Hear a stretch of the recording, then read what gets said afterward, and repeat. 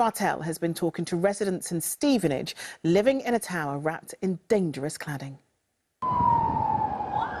They live in a tower that could be another Grenfell. I have 2 young children, so knowing that, I can potentially die of fire is extremely distressing. We basically can't sleep at night knowing that we might be engulfed in flames at any moment.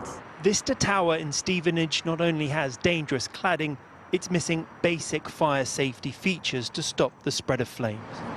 Fire wardens now patrol the building 24/7, but this is extremely expensive, an extra £600 a month for each leaseholder, on top of their mortgage and service charge. It's a financial stress because we are facing quite a huge bill. We don't know if we'll be able to pay for it, and at the end we might go bankrupt.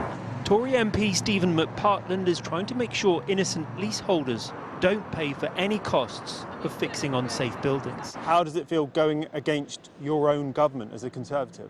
I hate that I'm having to lead the way on this because it's not fair. It's not fair what's happening to leaseholders. It's not fair the government's not listening. It's not fair that we're in this situation. Leaseholders are being punished because nearly 4 years after Grenfell, the issue is not being dealt with.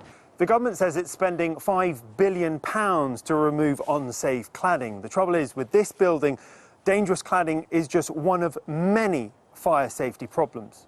All of the other fire safety defects aren't covered by any funding, and it's the same kind of scale of the problem as the cladding, in that it's going to cost millions of pounds for us to remediate, but there's just no support, and it's nothing that we couldn't have seen when we bought our flat that was going to be a problem.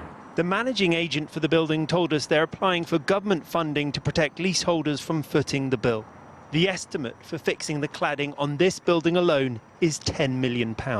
We've got people who are contemplating suicide, they're contemplating self-harm, they're in real trouble. This is just one story from the so-called cladding crisis.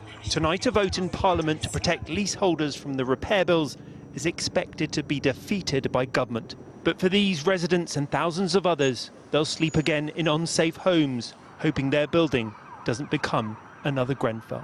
Rags Martel, ITV News, Stevenage.